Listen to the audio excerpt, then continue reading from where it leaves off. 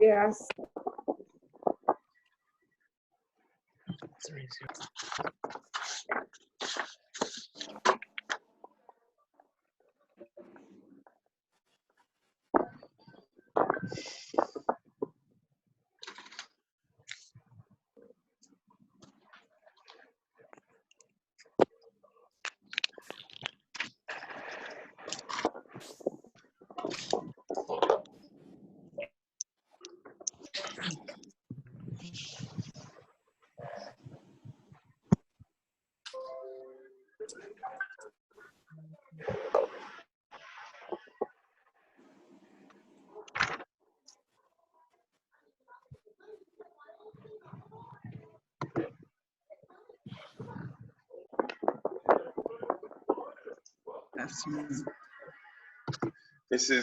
Mrs. Adetayo, good afternoon.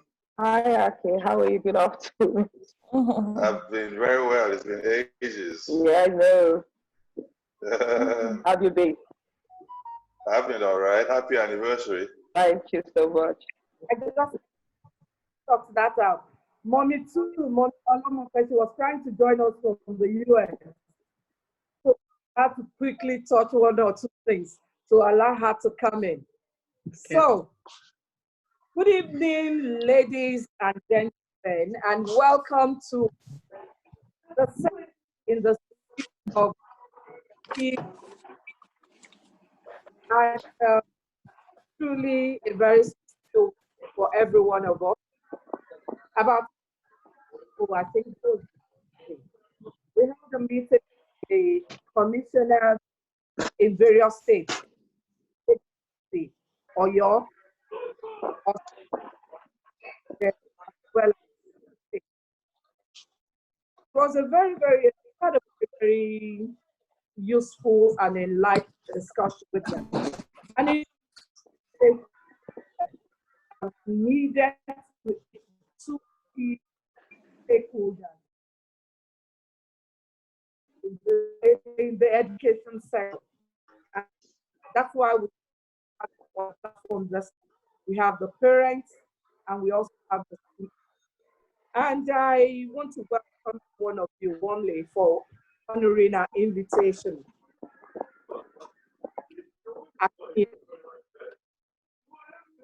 Welcome here. Thank you for joining. Thank you. Mute yourself if just to rest. Yes. Good evening and welcome. Thank you. Good evening, ma'am. Thank you. Thank you. Good evening, everybody. Good to be here. Sorry, is it me or Ms. Ogunde's entire network is not too stable? It's not. It's not clear. It fluctuates. Yes. It's like her internet is breaking. Really breaking up. It's fluctuating. Mm-hmm.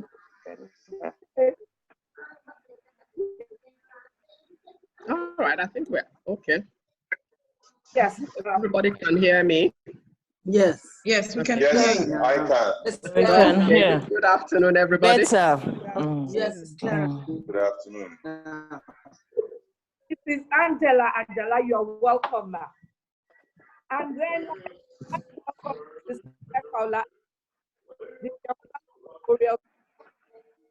where are you? I'm here. I'm here. Thank you. Then, my dear Mrs. Ajibike Etayo, Bambini Schools, GRA. Thank you very much for having us. Thank you for joining. And then we have from where It's a pleasure to be here with you all. Thank you. And I have represented thanking our parents, Mr. Akimowo, CEO of England. That's why. Hello, good evening. I'm happy to be here. Good evening, sir. Good evening. Good evening. Nice Good to have you evening. here. Thank you. It also represents parents from Ibadan. Good evening, everyone. It's a honor to be here. Good evening. Good evening, Mrs. Salalade. How are you doing? Fine. And you, Ma? I'm good. Thank you. Special name. What's your name? Give the Ma, what's that your special name? Activero.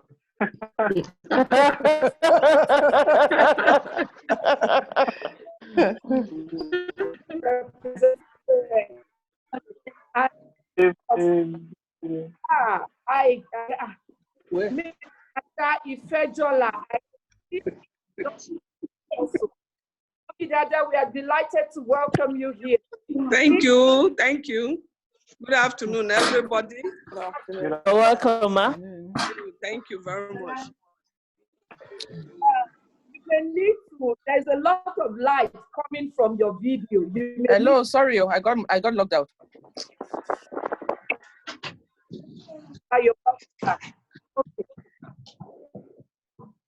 Are we all good now? Yes, we are. I think so. I think. Yes, I think we are. Yeah, we are ready.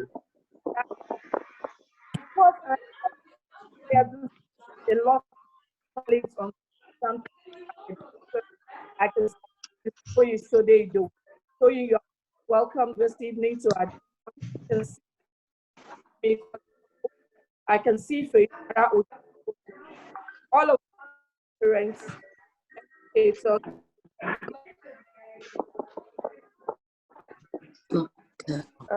It's not clear. The whole day is not clear. Yeah, I think our line is breaking.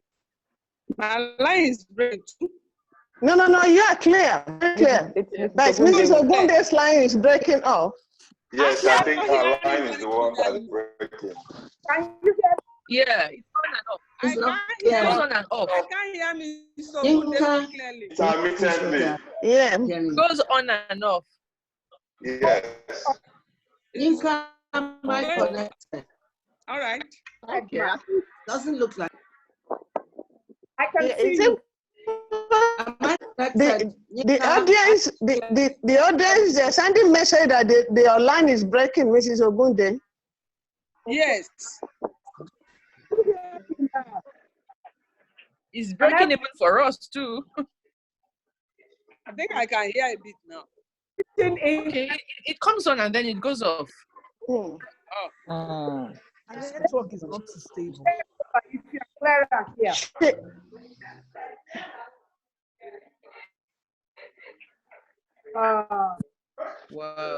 Wow. Auntie Toyin, good evening. How are you? Auntie K, good evening, Ma. I'm very I'm well, good. thank you. Nice to have you here. Yes, Ma. Breaking.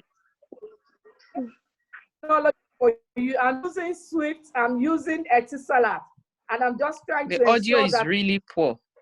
Okay. I'm using Swift. But and I think it's fine. okay. Sorry. What we do is that I put what and that if you can hear me, we'll go to question. To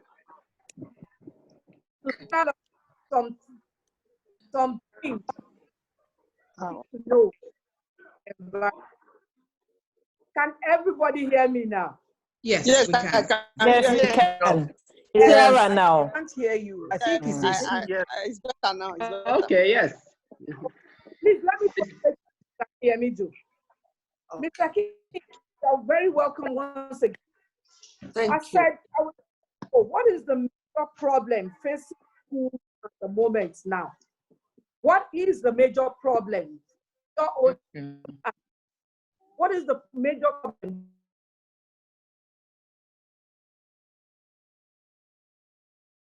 I'm going to speak for all, I mean, for myself, and I believe for many, if not all school owners. The number one would be salaries. The question we're asking ourselves is, how do we pay salaries? We've been out of school for almost, I mean, we left at the end of March, and usually the cash flow of a school is tied to the income that comes in. And so the cash flow is based on a quarterly program that is September, January, and April. So April was supposed to be the beginning of third term. And so school is not resuming, and every school owner, I want to believe every school owner is worried. Where would salaries come from for staff? Number two, it's so uncertain. If we knew we were going to resume on a particular day, then maybe your mind will be put at rest. But there is the uncertainty in this matter. There is uncertainty, so people are worried. The next point is some of us, people like me, have loans that we're servicing. And I'm not sure that the banks understand. In spite of all that is going on, everybody is in this problem, and I don't know what the banks are feeling. And so the bank loans were done in such a way that they will tie with the cash flow that I talked about, that is September, January, and April. So April is there, and they're going to say you were supposed to pay. Even if you could take part of an overdraft from them, it's not going to be. I want to believe that the banks will have a human face and understand that we're in the state of a pandemic and a lockdown where schools are not in session. And the other point that I see around is there's lack of understanding by all concerned. The people that we're supposed to be serving, I'm not sure they understand us as school owners. I've seen a few letters go around, not by my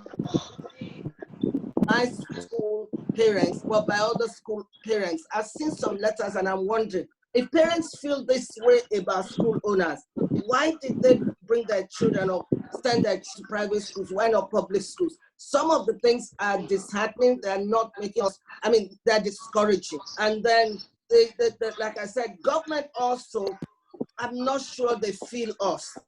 They are not feeling the impact.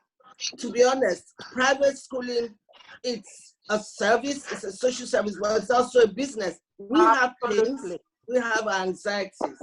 And I want to think that government will need to understand, also the staff will need to understand where to go with staff salaries. Thank you. Thank you so much, ma'am. You have raised about 4 or 5 very, very vital points. I mean, they're key, they're real, it's ongoing. Can I also ask Mrs. Funke Fowler Amber to also contribute to this? Yes, Mrs. thank you very much. Has identified a couple of issues, and I know that you also would love to tell a story about this. Yes, first of all, thank you, everybody. I want to let everybody know that the sudden closure of schools has turned the world upside down. It's not the same way we know it. So nothing is normal. Even if they say there's going to be a new normal, we all don't know what the new normal is going to be. So whether you're a parent, you're a student, you're an educator, when we emerge on the other side, we're all going to be different. No one will be left behind. And the economic impact of this pandemic is actually equal to 3 times 9/11. And also the economic recession that happened in 2008. Yes, we understand it's a crisis, but historically, a crisis has always been the catalyst for change. So this is a point where as owners, as parents, as stakeholders, we have to be ready for change because it doesn't just happen. We have to work together. And our change must be intentional. It's brought about dialogue. Dialogue during crisis is that of goodwill.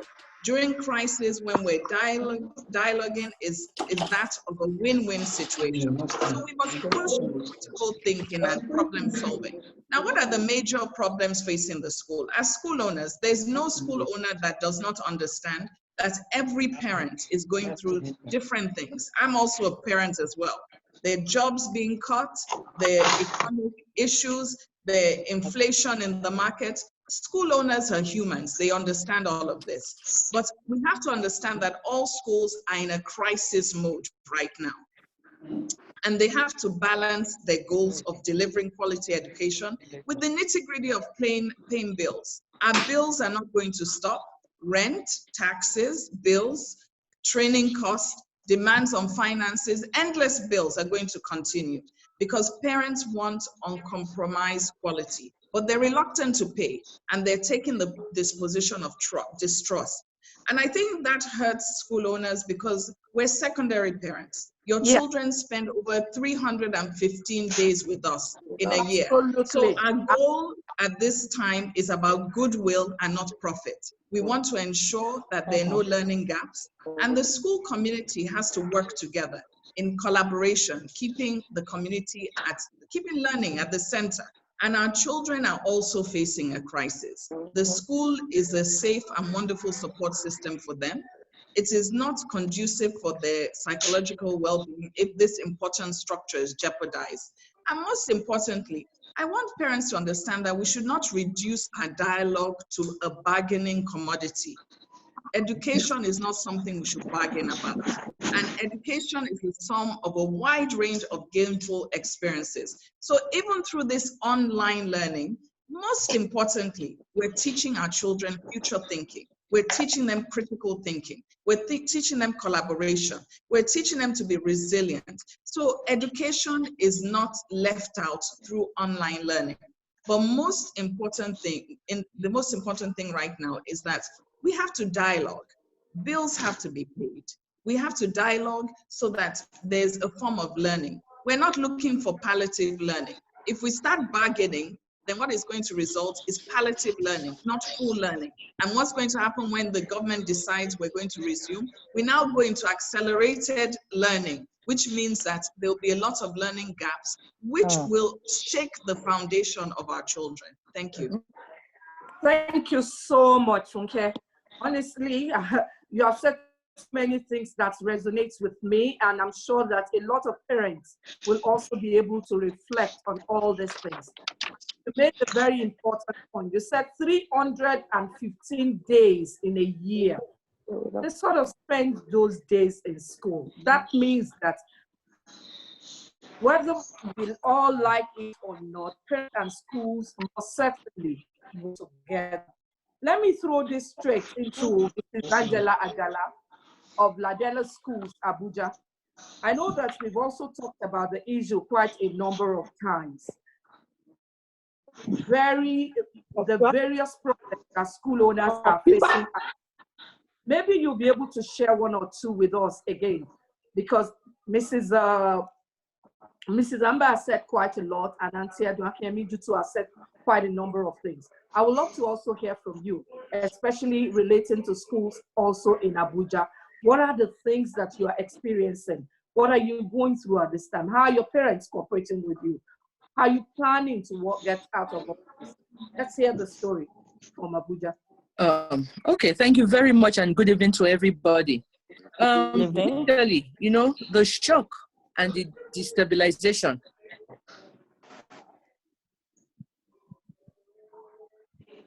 was quite, there were no plans.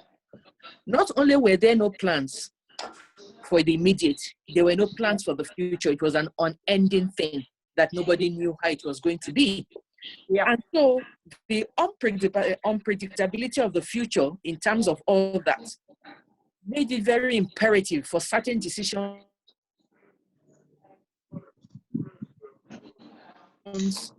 were hasty. But at the same time, we have never gone through this route before. Nobody else.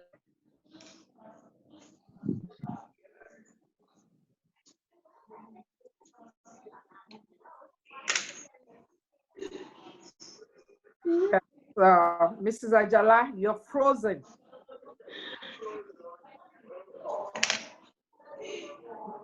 Can you hear her?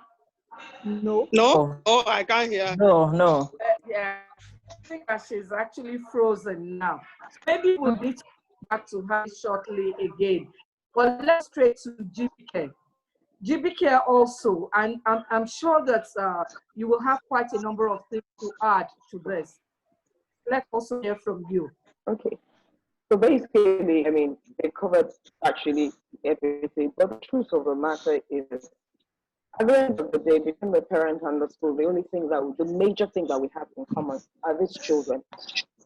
They're the main factor where we come together. I always say to my parents, you see, my first responsibility is to your child, not so much as to you. And the idea is right by every child, even in the present situation. Now we're looking at, this article about school fees, it should be cut, it shouldn't be cut. I mean, we understand the truth of the matter. Let me speak for myself. I understand that people have major challenges. People are losing their jobs, salaries are being cut and all of that. But at the same time, it isn't just one person in the boat. The school, is also there. Now, let's even leave this issue of money alone. You know that even in schools today, there are people who don't have access. And schools have to think of ways of ensuring that every child in their community has an access to, quality education, even at this time, whichever way it will be. There are homes that are, struggling with just the one device between 2 or 3 children. So there's just so much that we're dealing with. And it's at the end of the day, for me, the painful thing is it is about these children. It isn't the schools per se, it isn't about the parent per se. It is about, working with children to ensure that we have, children in these times. We're talking about private schools. What about the children in the public schools? What are you going to do with them? They don't even have access like the children in some of these private schools have. There's just so much going on. And for me, I believe that, education is so important. The children are the focus. I'm not going to belabor what has already been said, but the children are the focus. And access for some, in fact, for a lot, is a major issue. Thank you. Thank you very much, GBK, because I'm sure that that's actually the focus of where we want everybody to go today, to see the child as a main thing. Because if we don't, we're all going to look at things from our own divide. We're going to look at it in terms of, the expenses schools will need to face. We're going to look at it from the point of view of the parents, that who knows how many parents have lost their job during this pandemic, so many things. But we must all agree and dialogue that we must do things in the best interest of the child. I will go straight to you, Dr. Pearl, before moving to the parents now and to Mr. Momidada. Your own school, Owerri, are you also going through similar things, or are there things that make that making it much easier for you to operate in Imo State there? Right. Whenever there is a crisis, we must always look at the short-term effect as well as the long-term effect. The short-term effect is what we've been discussing, which is lack of payment school fees. But beyond that, we need to look beyond the school fees and the effect on not just the parents, but also on the students. One of the major things I have noticed is the widening inequality gap among the students. Yes, we have incorporated online learning, but how many in Owerri here? Less than 40%, or let me say 60% of students are able to get online. What about the 30%? What about the 40% that are not able to do that? By the time they come back to school, you will see the gap, the achievement gap would widen. Absolutely. And those of them will not be able to cope. And that becomes a stress, a big strain on the school as well as on the teachers who would, work extra hard to make sure that everybody is on par, thereby closing the achievement gap. So it's a very big problem that I think of, and many school owners, especially here, think of. Another long-term effect, as I have observed, is the fact that there is possibility of losing students. whenever there is a crisis, people can take something positive from it or negative. Over here, yes, homeschooling is not a big thing here, but over, in other countries, a lot of schools will lose students. Over here, I foresee a situation where schools will lose students because of school fees. The crisis hit everybody hard, hit parents hard. So I foresee a situation where a lot of parents will not be able to bring back their children because of school fees. And that is where dialogue, communication has to come in between school and the parents in order to find a common ground, a cushioning ground, whereby the parents will be availed same opportunity to allow their children to come back to school and so on. So over here, the major issue is the widening achievement gap. Luckily, some of our parents are quite understanding. Perhaps if you talk with them very well, they can agree to pay a stipend because everybody wants quality education. They want their children to continue. But you see, we have problem of laptops, we have problem of electricity, we have problem of so many of them do not have access to online learning. So what happens to them? So it's a problem I know that schools, my school and a lot of schools over here would have to face. And of course, that would also lead to assessment when the time comes, So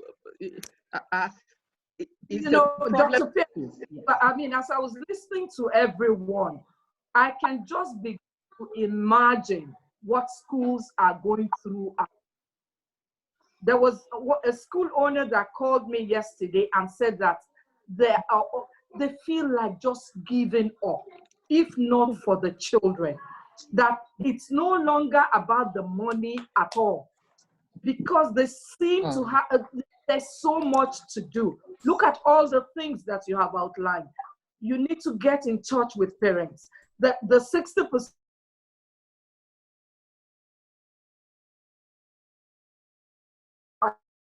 they do not lag behind.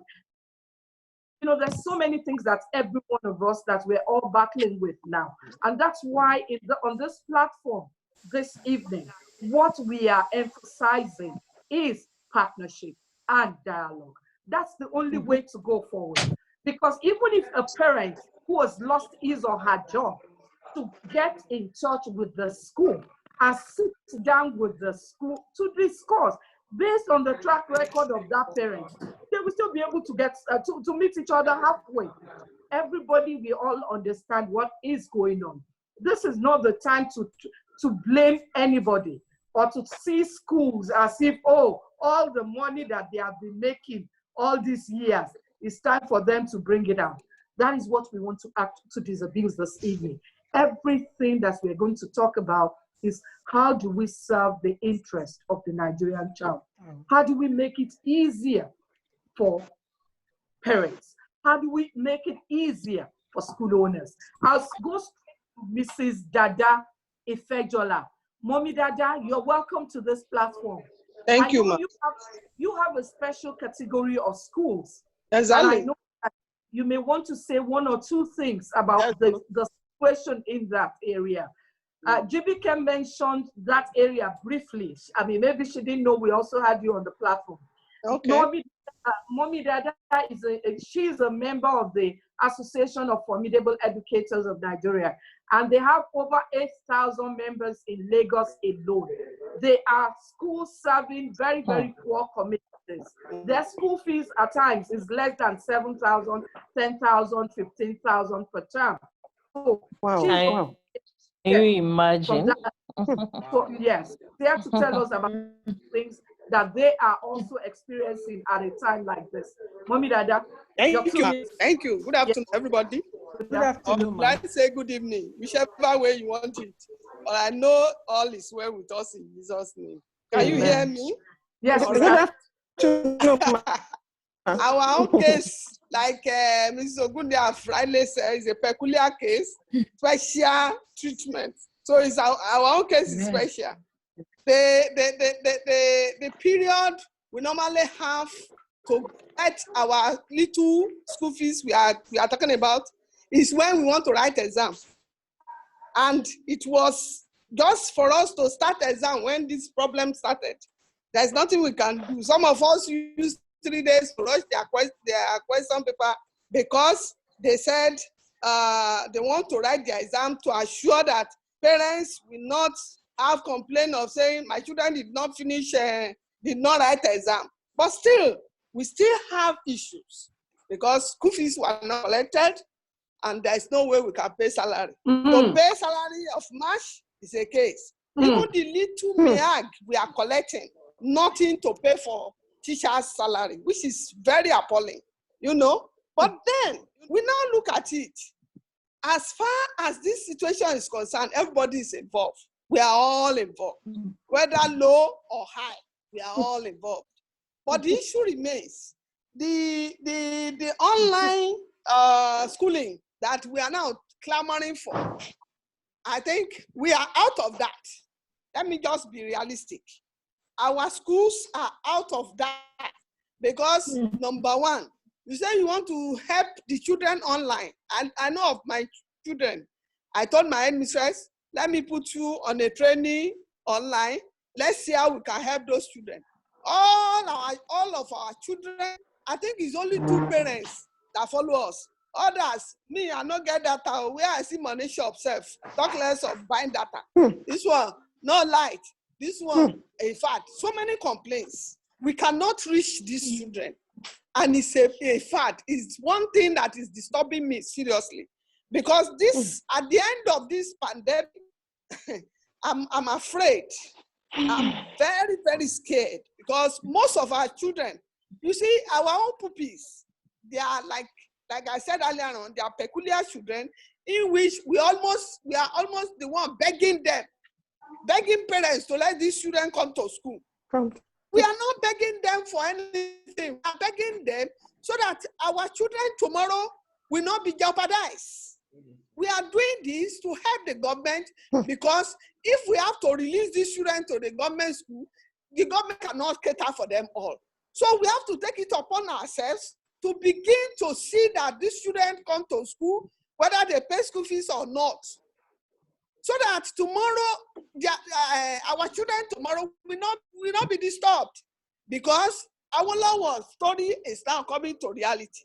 Children will fail to help today, will be a problem tomorrow. And that is why we are on as low-income schools, low-cost schools. So on this issue now, when we now resort to online teaching for some time, we are out of it. Because parents, some don't even have the wherewithal to be able to meet up. And those who can do it, they don't have the line. Some of them will tell you, I don't use Android phone, phone that they use, I don't know how I go listen. So all these things are problems. And my fear now is that at the end of this thing now, even when we finish and God give us, because I know solution will come, when God give us solution to this problem, our economy will turn around. Most parents will be sad, will not have employment. What happened to these children again? Because we go from house to house to go and bring these children. Many of them will be out again to sell pure water. And this is what we are fighting against. But this time around now, the parents will tell you, I cannot afford it. And there's nothing I can do. And my fear of tomorrow for this nation, oh God, because we have over 65% of poor homes. I am telling you this. How do we go about it? What do we do about it? It's sitting on a gunpowder, which can explode at any particular time. And it's a big issue. It's a very serious issue. Because those who can afford data, those who can, do online, maybe even out of 100%, maybe 40%, fine. It's okay for them. They can still manage themselves. But what of those who cannot even afford it at all, and they carry the major, the highest population in Nigeria? So what do we do about it? It's a serious matter, and we need to put our brains together to see how we can rectify this situation before it gets out of hand. We are out as low-cost schools. because we know the impact of this thing will tell on our children tomorrow. Like me, many of us are called to come and do this thing. We don't have much we are getting from it. So even when school is in section, we are managing to pay all our teachers, talk less of when there is no school. And the 5,000, 7,000 naira per term that they are paying is not even there again. So what are we talking about? And I am talking of my members, over 8,000 members in Lagos State alone.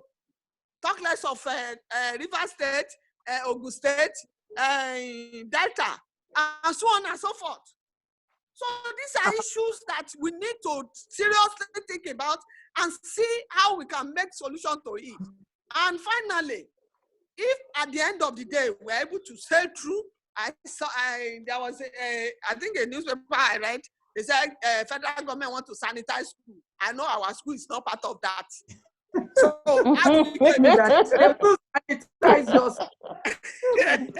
Because nobody remembers us, nobody knows what we are doing, what the sacrifice we are giving to help the nation to be at peace. Nobody remember that. Nobody cares about that.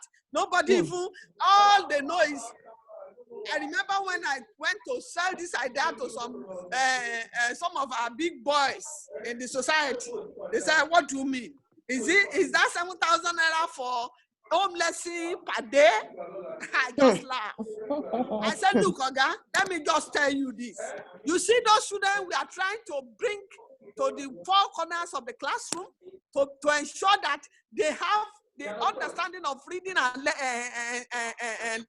learning, reading and writing.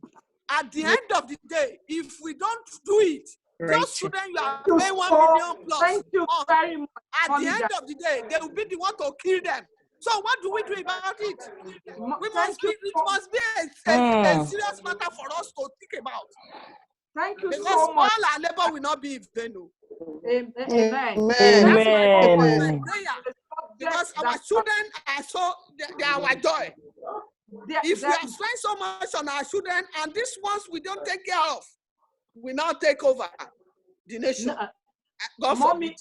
Mommy, Dada, thank you very much, ma. I know that this is something that you are very, very passionate about. Very passionate. Very passionate. Mention something about the widening equality gap, which we will. It has even changed the direction of the nation. You need to plan for it. That is something that I guess we will need to raise with various commissioners and various people. Very important. This is something that we all need to look at. But I don't want to lose track of what we are doing this evening. Yes. Because we wanted to present it from all angles. That's why we have, unfortunately, our panelists from Kaduna maybe is finding it a bit difficult to log in. He was also supposed to come into cut off too. Yes, to share with us his perspective.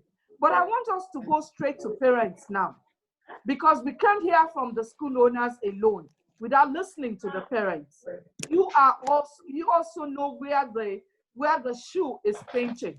So Aki, I will please unmute yourself and just tell us, what do you think are the areas of major that parents are really worried about at this time? Thank you very much. I have listened to all the school owners speak, and I think we should see ourselves as partners, really, because as parents, we are also business owners, and we realize that this happening is not limited to just a particular group or a particular person. The Yorubas have a saying, what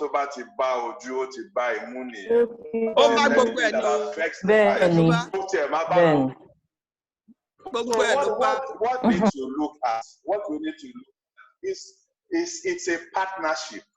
These are the people that we entrust our jewels to. They stay in school for so long and they stay at home for so long. So this is something that nobody ever imagined would happen. Nobody ever envisaged that we'll be in a situation where we'll be talking like this.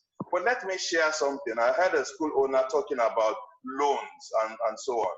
there are opportunities that we also need to seek out as business owners. Yes, a school is a business, but at the same time, I am not sure that all those who own schools do it because of the money. They are doing it differently. They love to work with children. They love to see children grow and all that.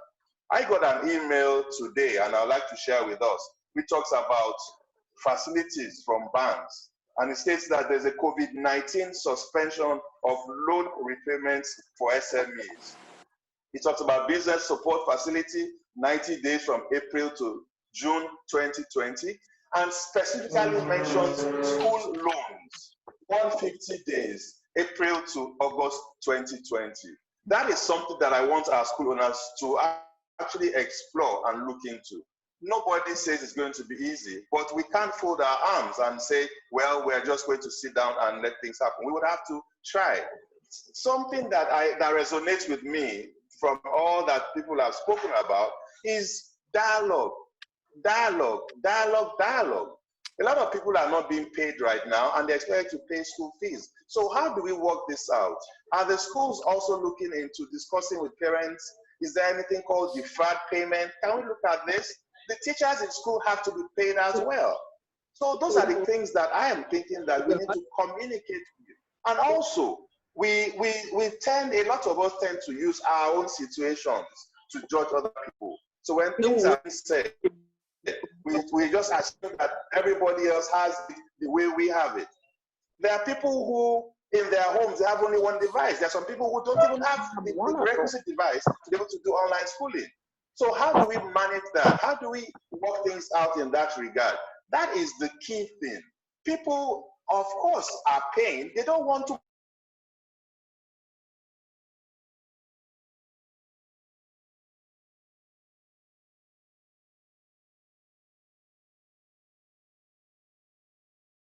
Can proceed and have the online.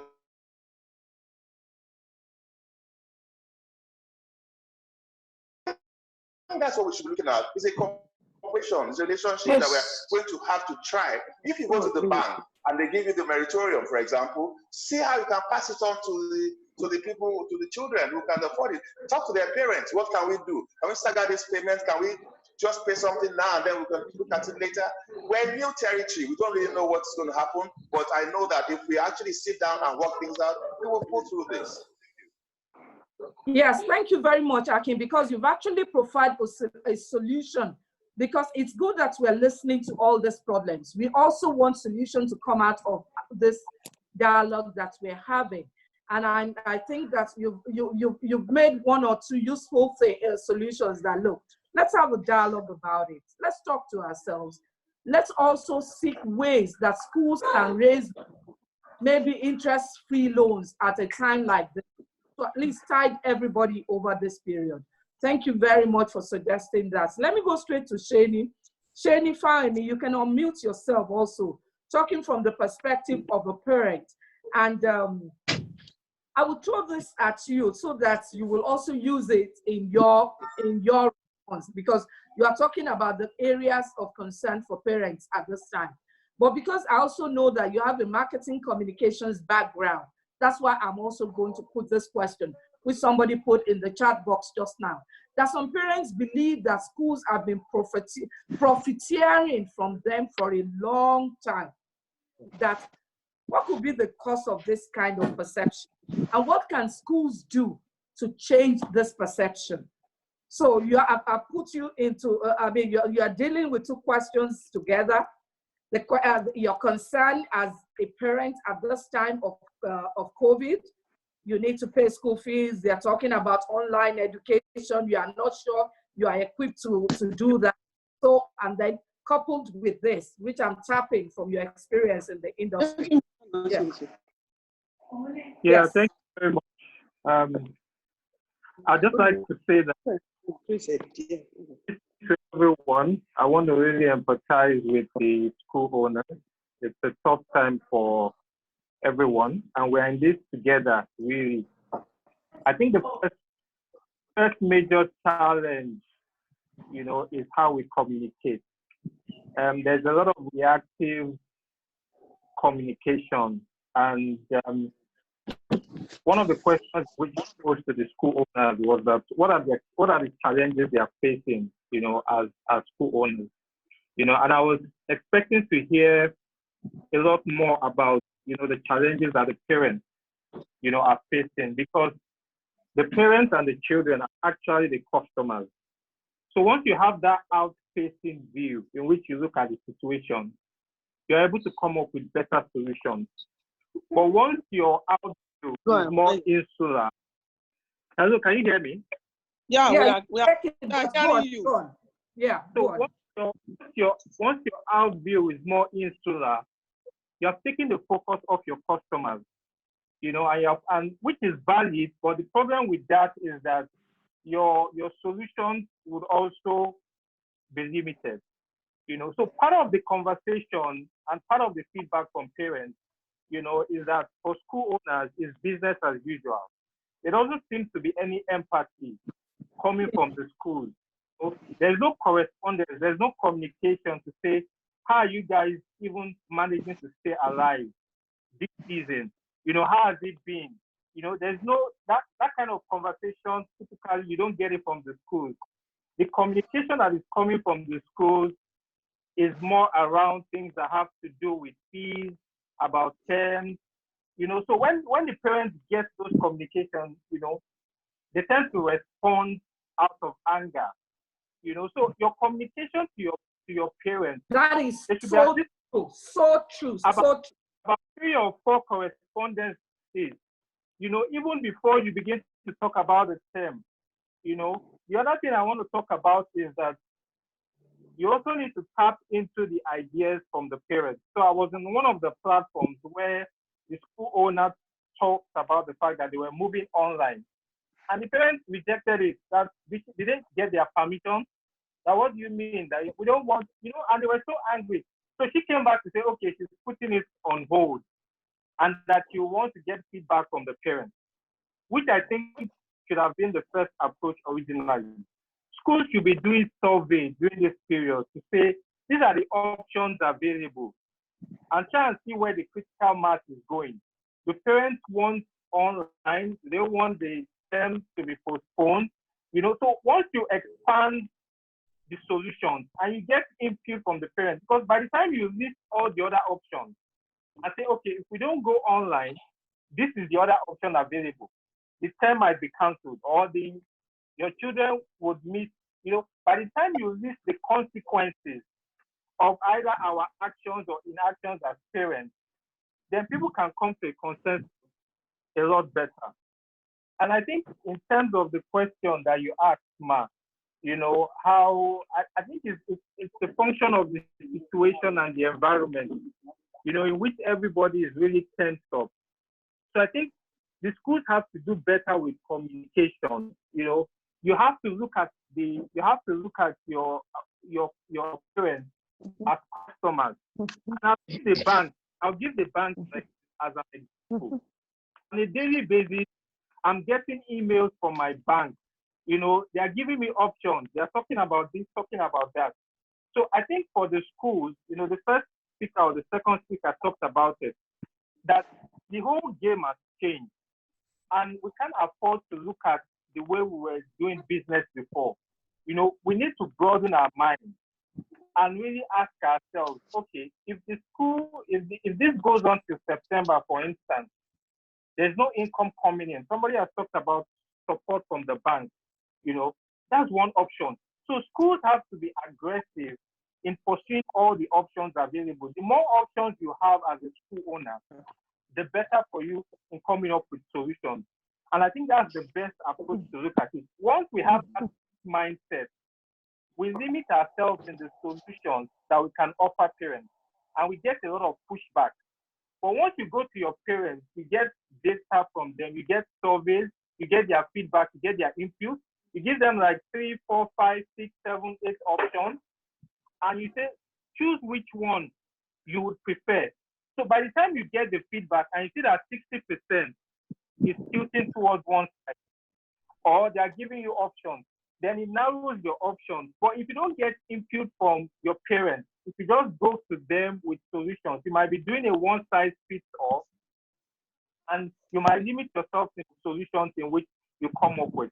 But I think communication is so important. If we take a look at the bank, we have to be a bit more aggressive. Somebody has talked about the fact that a lot of schools are going to lose students because more people are now tending towards homeschooling. A lot of people have lost their jobs, and they are thinking that, okay, where can they cut? So even if you have good intentions, if those good intentions are not communicated with empathy, if you take an assumption that none of your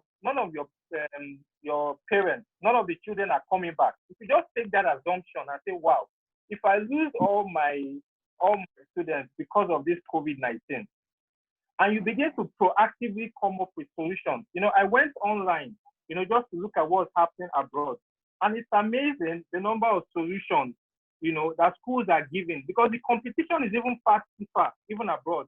Some of them are giving rebates of 50%. They are giving options of the fact that you can spread the payment. They are making it so difficult for a parent to take their child away from your school. And I think we as school owners, I know it's difficult, but the schools that are able to show that empathy, that are able to communicate, I think they have a better chance of retaining, their students. And once we have that open mind to say, okay, everything has changed, we have to be creative. And that's another thing. Parents love the creativity, but you need to carry them along. These are the options that we are considering. We'd like to get your feedback. Can you just, answer this survey? And, you have data to work with.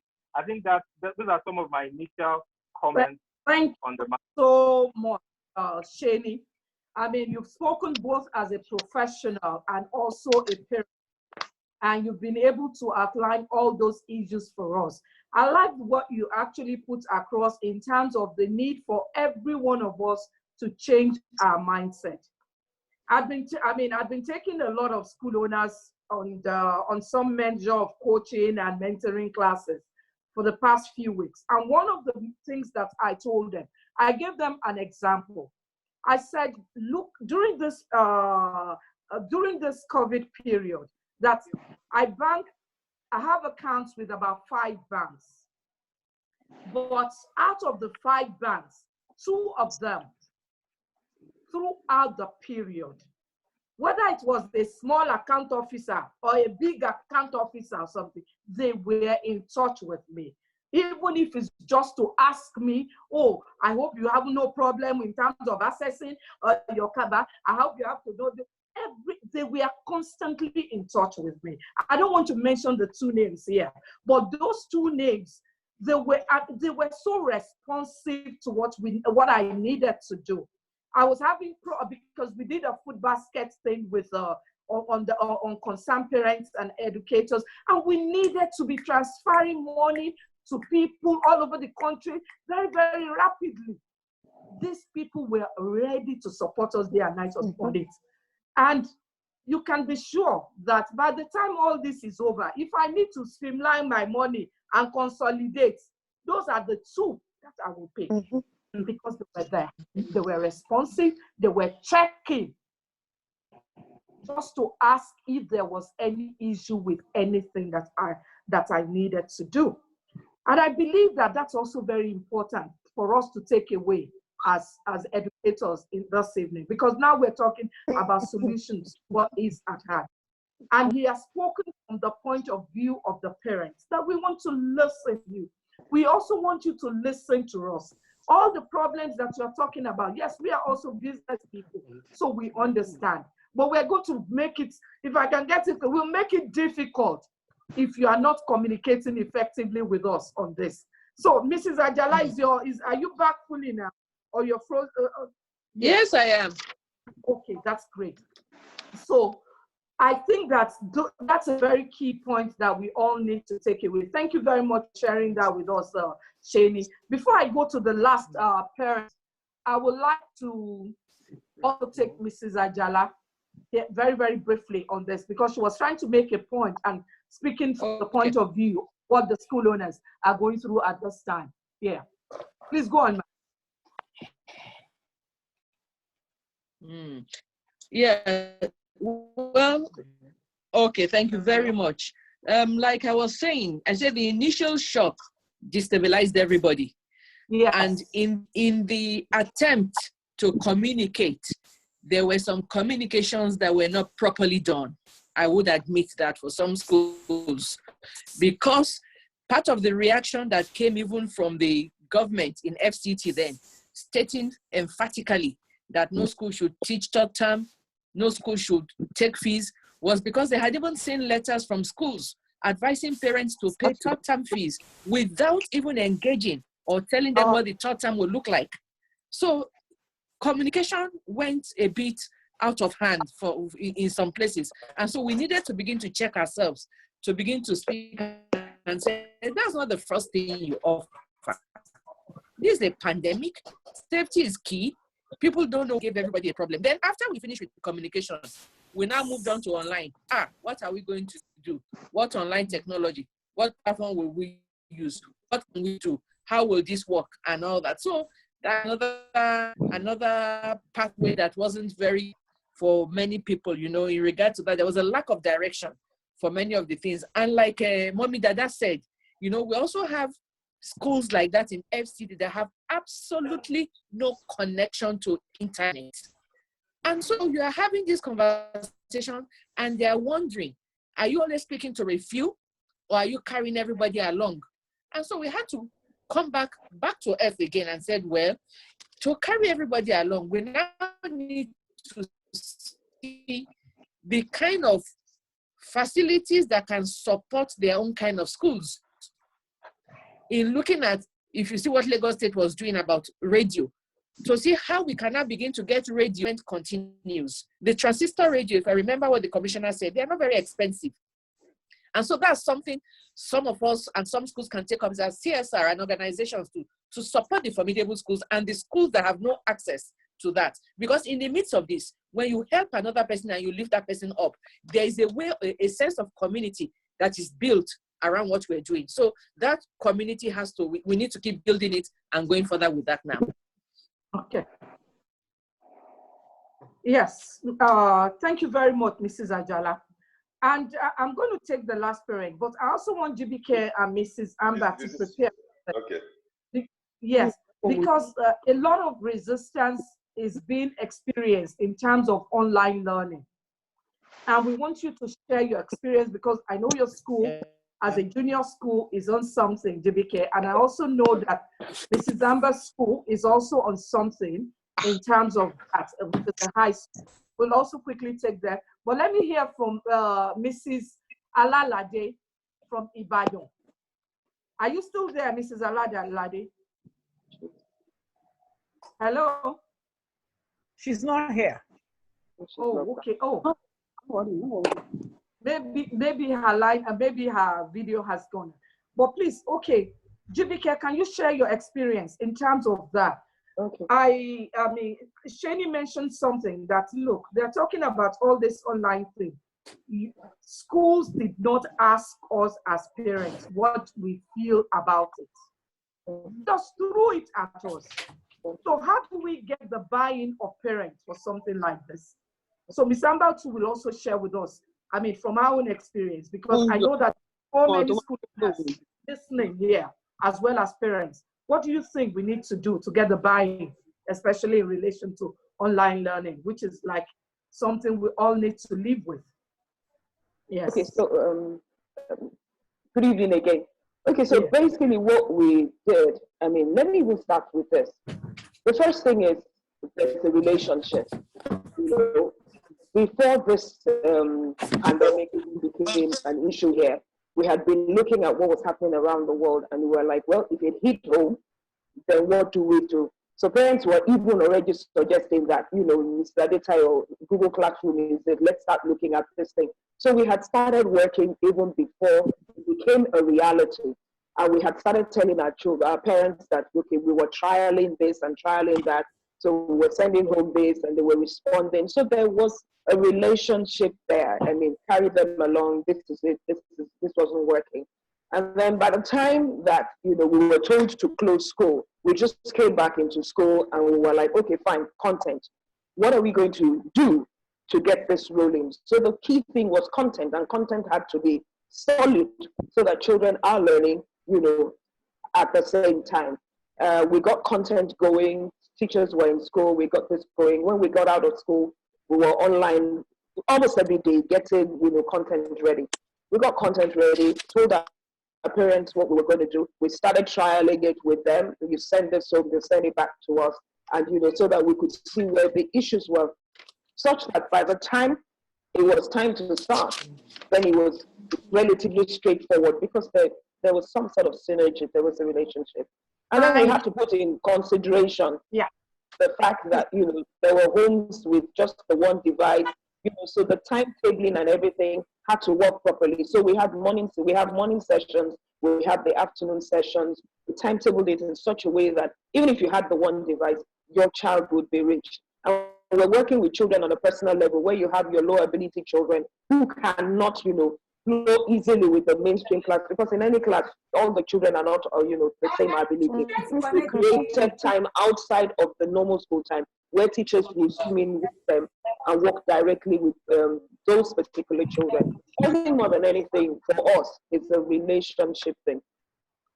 Oh, thank you so much. Okay, I'm back now.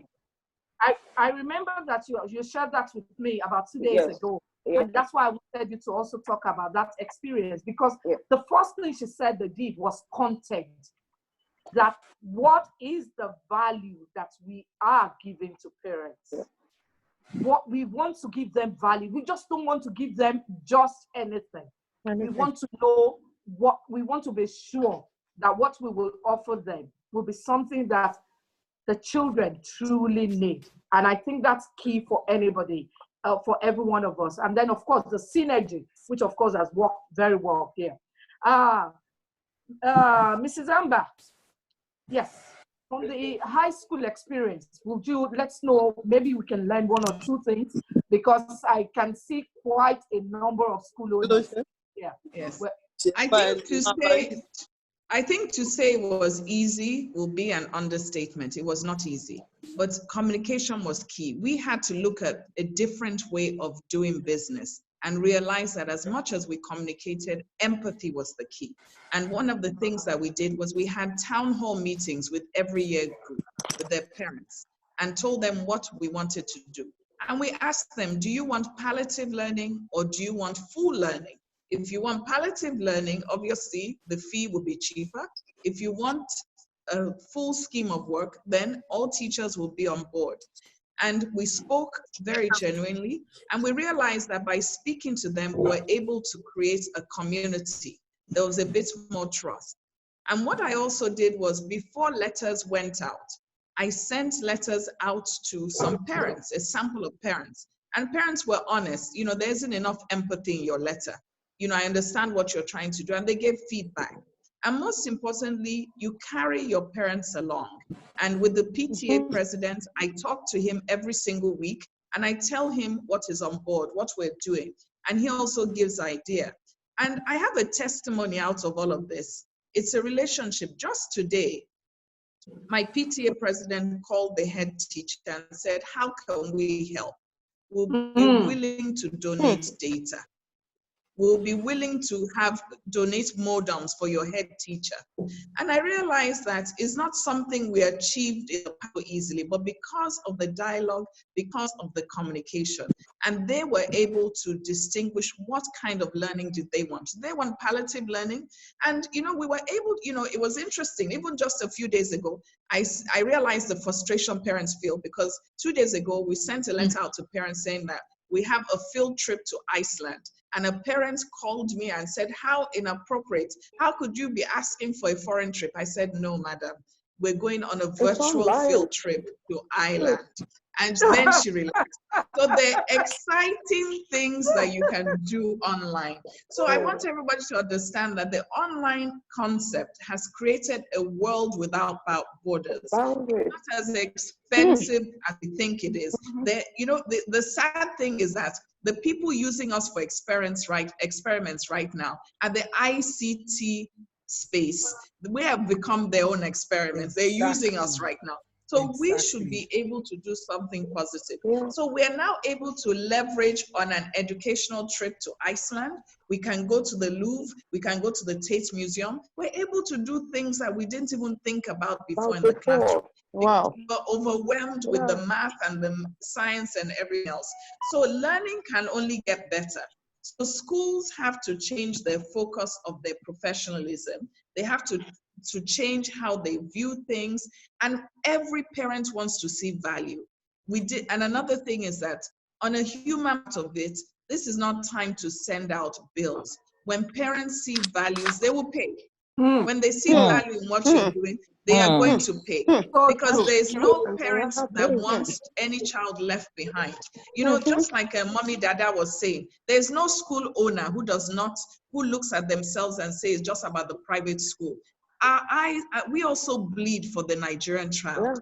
57% of children worldwide are in learning poverty. It's going to affect all of us. It's going to affect our retirement. It's going to affect how our country grows. So somebody mentioned that we also want to partner with less privileged schools. But at this time, if you're paying for a service, there has to be value and there has to be dialogue, and we have to build a community. So I would say to school owners, work on building a community. Work on ensuring that parents see value, there's dialogue. For instance, we are having graduation online. We have learned to be creative. So even our graduations are going to be online. Even our what we have with parents where they're coming for open days, they're going to be online. So parents have to see value. Once they see value, you will see they come together. I was almost in tears when my PTA president called and said, what can we help with? Because it was a fight in the beginning. But you realize that when there's dialogue, when they understand, like I stated before, it is about goodwill. It's not about profit at this time. Because most of us, we have our life jackets on. Some of us are drowning, some of us are floating, but at the end of the day, we want to make sure that we survive and that we build through all of this. Thank you very much. Thank you so much. In fact, Yes. And we all answer up and say thank you. Well done. See that we can take thumbs up. And the key thing is that let's get creative. The online world is opening up to us so many possibilities. Look at this simple thing that we're doing. I told someone that we have to rent a hall that could take 500 people, and that's where we are.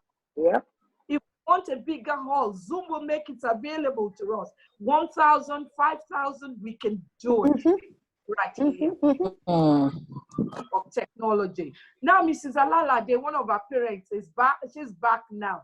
And maybe you would like to share with us also very quickly the experience of parents in Ibadan. The experience of parents in Ibadan. Ibadan is a peculiar place on its own. When you talk of technology, I can say a handful of parents are actually interested or they're actually aware of what's happening. And the mental stress is so much. Finances. Ibadan is majorly a salary owner's state. And we have problems with finances. There's so much learning gap, boredom and restlessness among the words at home, the children at home. I feel for parents. I see them complain a lot. A week into resumption, so to say, I can see a parent saying, where I posted something and I said, dear parents, don't feel left out this around, because no child is ahead, no child is lagging behind. They are all on the same level. And I can see I'll say something like, this is comforting.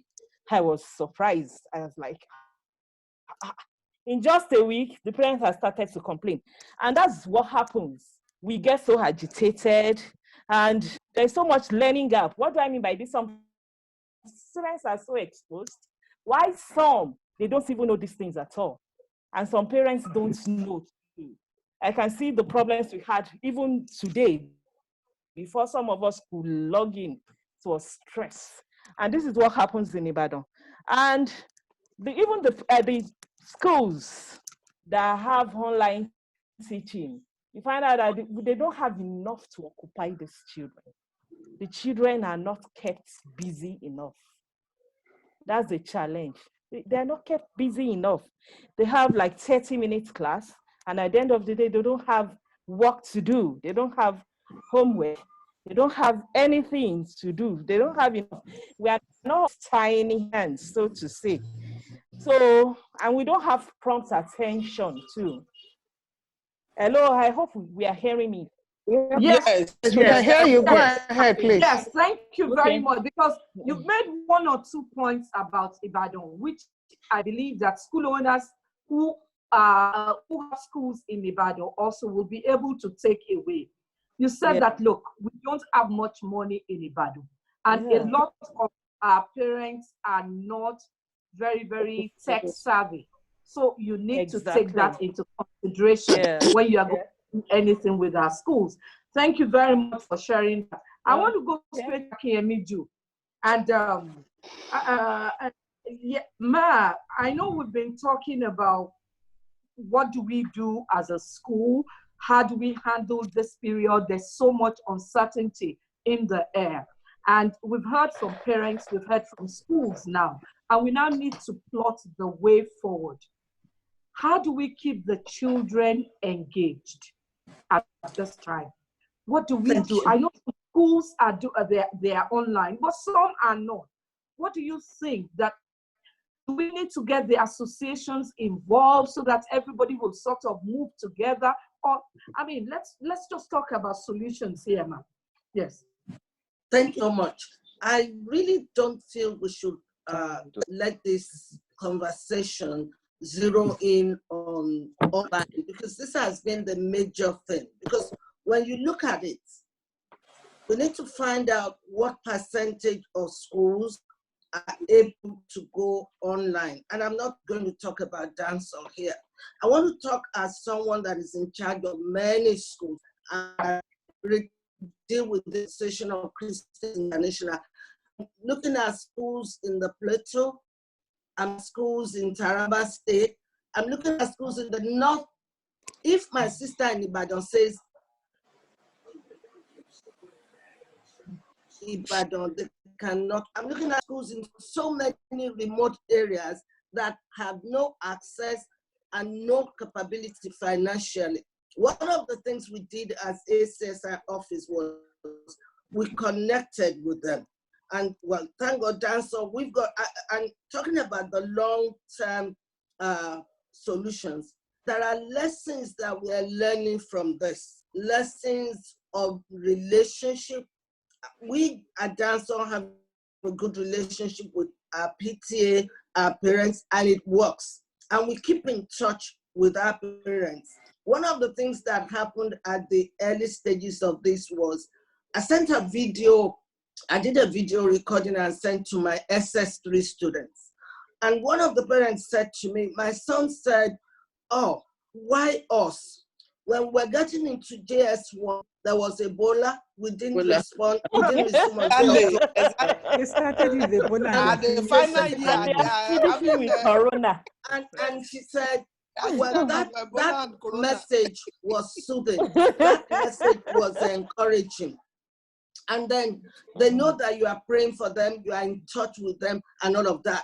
But back to the schools that cannot, then the schools that are running online, there are things that can be done, a lot of interaction, a lot of supervision and all that. But back to the schools that are not able to go online, what we did through ACSI was there are free sites that we were sending to our schools, intimating them of the need or the ability to go online to check on all of these things using WhatsApp. Again, a lot of people use WhatsApp, so what they can do using WhatsApp, and even the small phones, what they can achieve, that's what we did. Then going further, and like I said, there are lessons to learn in circumstance. We must not lose sight of those lessons. Number one is what everybody has talked about, relationship. But Mr. Sheni Farami talked about getting to know the children, the parents and their situations. It's a little bit too early to do a survey to know how many and to know how many would not be able to stay. So the kind of relationship that we need to build at this time, and is such that you are connected to know how they are doing and all of that. We have relationships. So schools, please, whether you are a small school, old school, or young school, build a relationship with your parents. Build also a relationship with your staff.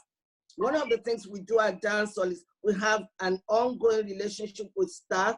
We connect with them, and it depends on the way you are built. Small units, small departments, and then let the heads of departments be built up to connect with them.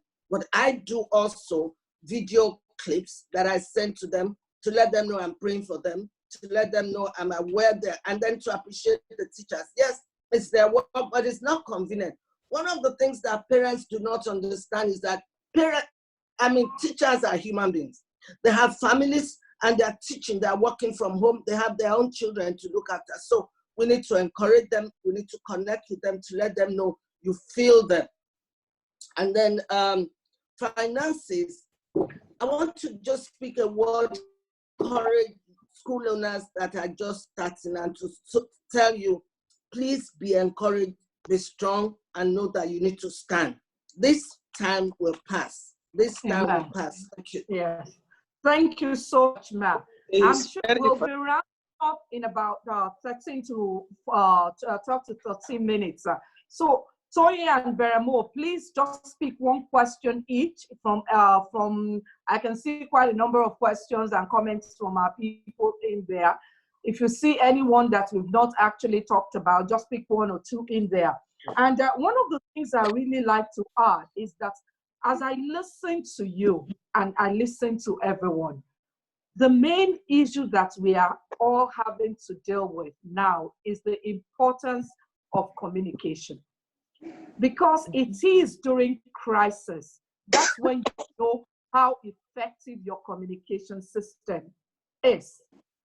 The reason a lot of schools may be going through this is that they have not taken time to actually apply the kind of communication system they have in place.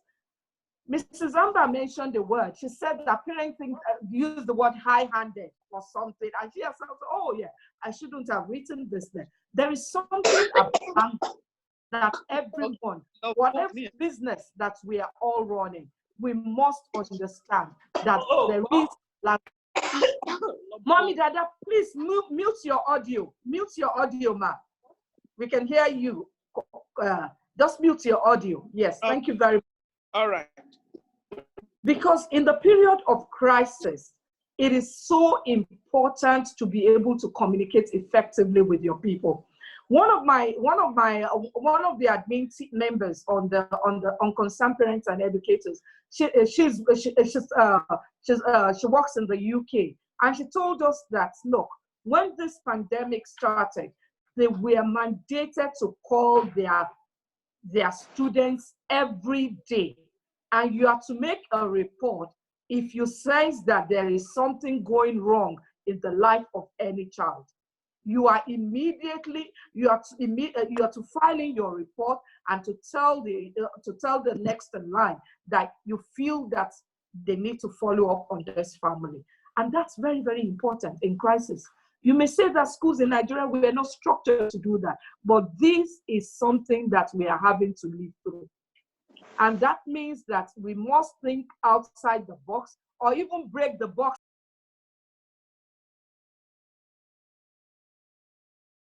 Questions that this learning thing that we are taught, this thing that we're in, what's it going to cost me in terms of time?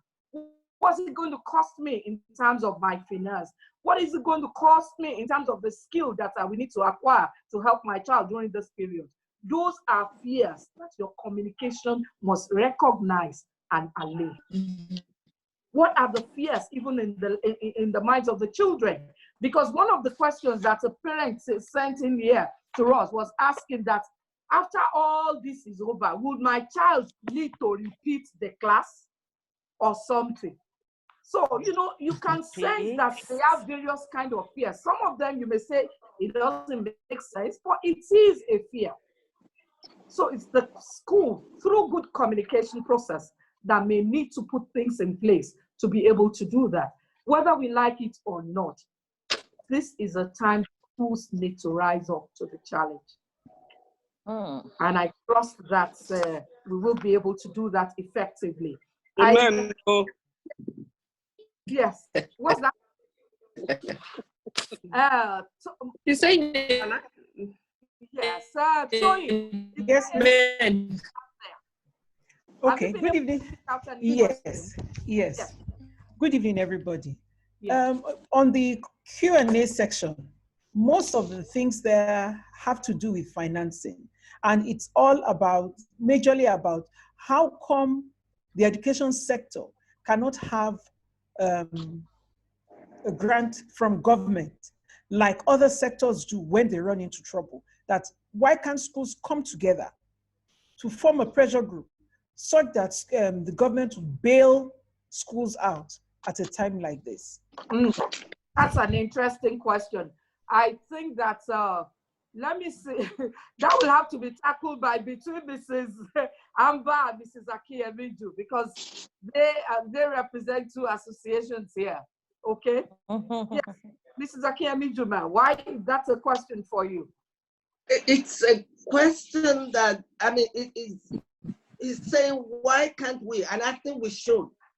I think we should. That is, all associations that make up, I mean, that come together as education bodies, either APEN or APSI or all of the groups. AFED. The point that it's a point being made now. And it's something that has been on my mind also, because I'm wondering if the banking sector will enjoy a bailout if industry or I mean the other textile industry enjoyed it at the time. Yes. Why would education not? So maybe this is the way forward for us. Maybe we should get together and let government know that we need a bailout. But I attended something a few hours ago where they gave us the name of the body that is dealing with this COVID-19 situation. Yes, NFMB. And I heard one of the parents also talk about, sorry? NFMB. I heard the parents also advised us about the COVID-19 suspension of loans. That's a way out. I'm going to take that up tomorrow, in fact, if possible tonight. But also came the name you are giving to school owners as I hear should look into it and take advantage of it. Thank you. Thank you so much, Mal. One word, Mrs. Amber, on that issue. Yes, I think our chairman of APEN, Mrs. Koiki, that is very dear to her heart. And that's one of the things she's working on, to ensure that there's a support system financially for school owners. So I know she's looking into various ways so that there are different CBN, different things, so that different agencies to ensure that there's some kind of support system. But I want to also end by saying that this is not a time for schools to be competitive, but this is time for the educational space to come together so that as one, we all emerge strong and we collaborate. And it's a time for us to be team players, and it's a time for us to share.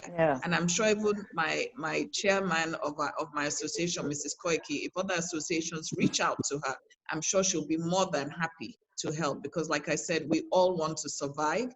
And at the end of it, the center of it all is our children. And we want to make sure that our children emerge strong and children emerge as survivors through this. Thank you. Okay, and together we move forward. Thank you so much, because I can see that there are quite a number of APEN, NAPS members, OMEP, even on this call this evening. Dr. Musa, everyone, they're all on A. And I believe that it's time that every one of us will come together and say, how do we go forward? What do we do? How do we begin to ask all these things? And collaboration is going to play a huge part in it. we want to call on the government that if you can do it for other sectors, you need to take into consideration the education sector. In Lagos State alone, we have about 18,750 private schools. And we also have about 1,600 we have about 1,600 public schools. And that means we must not allow private schools. So we need to all collaborate and work together on this. So I want to also call on, yes, Beremo. Can I make a quick point? Yes, you can. Yes. Well, I get. Yes, I can go ahead. There's something that I always tell. There's something that I always tell my wife when we're in the US. I say to her that in the United States, you don't get what you deserve. You get what you can bargain for. I had someone speaking now and saying that we will or we hope to. I think because we are in a situation where we have never found ourselves, the private schools have the numbers. They have the number. They have the associations. It's not about waiting for government to offer you. You sit down amongst yourself. You have the numbers. Approach government and demand. Because we talk about educational standards and all that, we can't sit down and expect that government will be the one to chart a course for us, because even government really don't know. This is not something that has happened before. So all associations that you have, all the bodies that you have should come together and meet with government and demand, because whatever the schools get, hopefully will translate to us as parents as well. I just thought I should mention that too. Thank you. Okay, I'm sorry, Mrs. Ogunde. I'm just picking this from one of the comments. I just want to quickly pick this from one of the comments, that there is an umbrella body, UPSEL, that can represent all private schools. So that means that there's already a platform for private schools to approach the government. This was a comment from Dr. Ogunsoya. Okay. I mean, I'm sorry, Dr. Ogunsoya is also here, and she's listening to all this. Okay. I believe that we must really, we must make that choice, because if you don't push, just like Aki said, do anything. The government has many things. They are thinking about so many things. And we are the ones that understand that the school system needs all the support that it can get at the school. So we must all collaborate. We must all work together. Just need to join and move forward. Here. Yes. If you go to some of the schools under AFED, you will wonder. Okay. We just have to join hands. All we need to do is to join hands together and see how we can move forward. The good, the bad, and the ugly.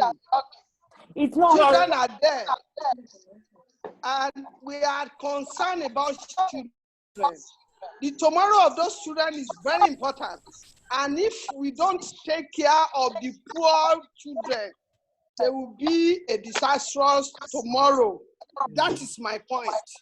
And we must seriously think about this and take it into consideration and see how we can sort things out to make it work as a nation. Not the fact that I am Bam Bam Nimoyo. Sorry, I'm speaking in tongues. When you eat belly food, you forget that somebody is outside that is hungry. That same person will become one of those 1 million boys. Those 1 million boys, somebody can get back to them. Thank you. Exactly. Okay. I just want to add something. Sorry, can I just quickly add something? Yeah, you be careful. Okay. Something. I think that more than anything, this is a fantastic thing. Yes, COVID, we're not happy that COVID is killing people. But for me, I see this as opportunities in adversity. Exactly. There's ever been a time where the education body, parents and school owners, the commissioners, the people in government, have ever had to come together to face issues like this. I think more than anything, COVID has thrown up our lapses, the sore points in education has been thrown up. So I think this is more than anything an opportunity in the place of adversity. And I think if we don't do anything about it now and we get out on the other side and we're still the way we are, then we have really missed it. Honestly, thank you so Okay, much. can I chip in something? Okay. Yeah. Okay. Yes, I definitely agree that, you know, every crisis makes the best or the worst. So the way we, especially as school owners, the way we manage this situation will go a long way to shaping private school as well as our relationship with the parents. I'll give you yes, a lot of having issues, yeah? But you know, reach out to the parents, yes. So we school owners have to be proactive, like we said earlier on, and make sure that we manage this crisis very well, so that, you know, it doesn't come back to shoot us in the leg after this pandemic. Thank you so much. Can I say something, please? We are rounding up in exactly 2 minutes now. We are rounding up in 2 minutes. And there's so many things to take away from our discussion. The first thing that I want all school owners to take away is the need for dialogue with our parents. That's what the parents, that's what they want. The second thing, I'm going to put Dr. Ogunsoya on the spot because I can see her text on my phone, chatting me up consistently on this one, on everything that we're saying here. So I'm going to put her on the spot. Tuesday, next week, is it possible that all the associations, anything,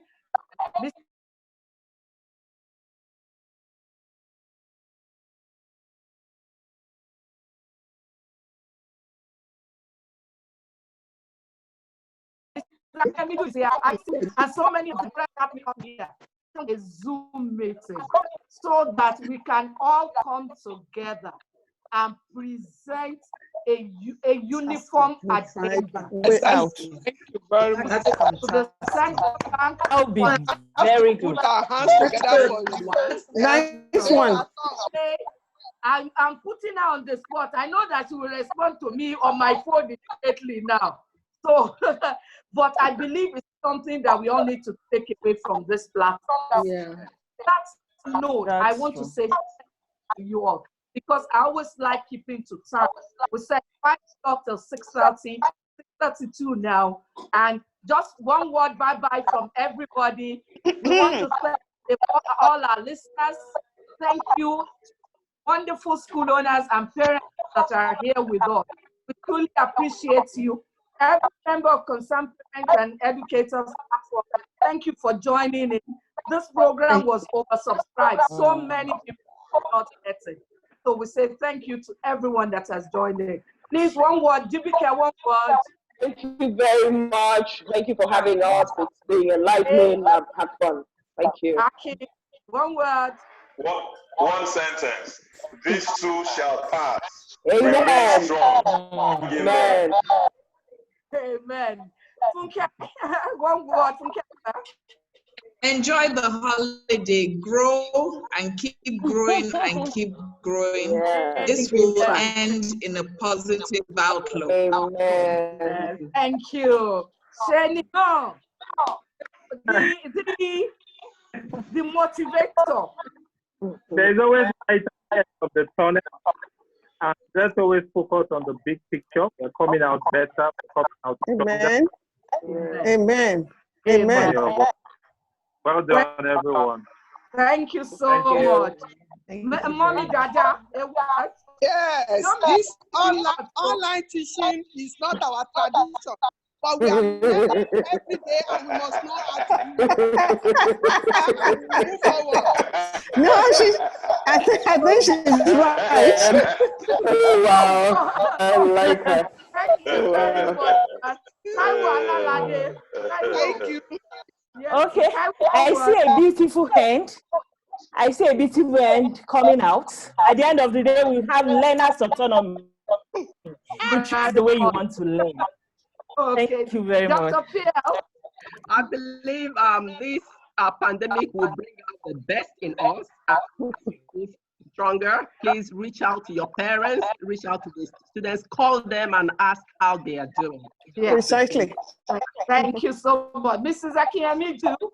Thank you so much for having me. We're all learning, and I've learned so much from everyone that has spoken. Yeah. God bless you all. Thank you so much. And then, who else have I not called? Okay, and to my fellow CP admin, Tony Do Beramo, Kemikole, just one shout, one shout. Well done, everyone. Thank you. Thank you, everybody. Thank you. Thanks for coming. We appreciate you all. God bless you all. We are come out stronger by God's grace. Amen. Love you all. Thank you. Thank you. Thank you. Amen. Want to say Thank you. And we look forward to Dr. Thank you. Busoya calling the meeting for Tuesday. Yes. I'm really putting her on the spot on this, so that That's everyone good. That's a good one. And we can move forward. God bless you all, and thank you so much. Bye. Bye. Bye.